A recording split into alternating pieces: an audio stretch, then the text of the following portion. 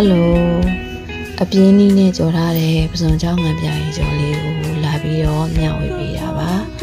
အရင်ဆုံးပစုံချောင်းကိုအရင်ချိန်လိုက်ပါတယ်ပေါ့နော်မညက်တညက်လေးချိန်လိုက်ပါတယ်ချိန်ပြီးရနဲ့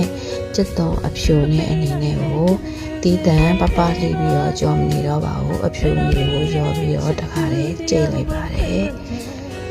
ဟိုအချိန်မကုန်တော့ဘူးနော်စက်သွန်အဖြူနေကြိတ်ပြီးပါပြီဆိုလို့ရှိရင်အဲ့ဒီအဖြူနေလေးကိုခါတိုင်းဟင်းချက်တလို့ပဲပေါ့နော်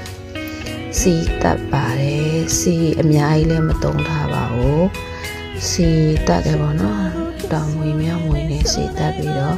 စက်သွန်လေးနည်းနည်းပျော့လောက်ပြီဆိုလို့ရှိရင်ပေါ့နော်ဟိုဟာကြိတ်ထားတဲ့ပစုံကြောက်ပေါ့နော်အဲ့ဒီပစုံကြောက်ကိုထည့်လိုက်ပါမယ်စက်သွန်နည်းနည်းပျော့ပြီဆိုတော့ပစုံကြောက်ကိုထည့်လိုက်ပါတယ်ထည့်ပြီးရနဲ့ဟိုပေါ့နော်နည်းနည်းမွေလိုက်တယ်ပေါ့နော်မွေပြီးရနဲ့တကြားထည့်တယ်ပေါ့နော်တကြားထည့်တယ်ပြီးတော့အချိုမုံထည့်တယ်ထည့်ပြီးတော့ငန်းပြားရည်ထည့်ပါတယ်ငန်းပြားရည်ကအချိုပါအမြန်မဟုတ်ပါဘူးထည့်ပြီးရနဲ့ငန်းပြားဟိုနည်းနည်း6လောက်ပြီဆိုတာနဲ့အယောင်တင်မို့ဟိုမြုပ်သီးကြမ်းဘက်ပေါ့နော်မြုပ်သီးကြမ်းဘက်ထည့်လိုက်ပါတယ်အရန်ကိုလွယ်တယ်ပေါ့နော်လောကအရန်လွယ်တယ်အကုန်လုံးထည့်ပြီးတော့ပေါ့နော်6အောင်လေးကြော်ပေးလိုက်လို့ရှိရင်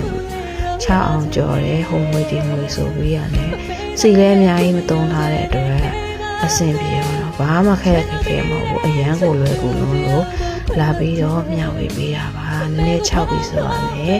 ဘူးလေးထည့်ပြီးတော့တင်ထားလို့ရပါပြီလိုက်ပြီးတော့အပြင်းနည်းနဲ့ကြော်စားကြည့်ကြပါလို့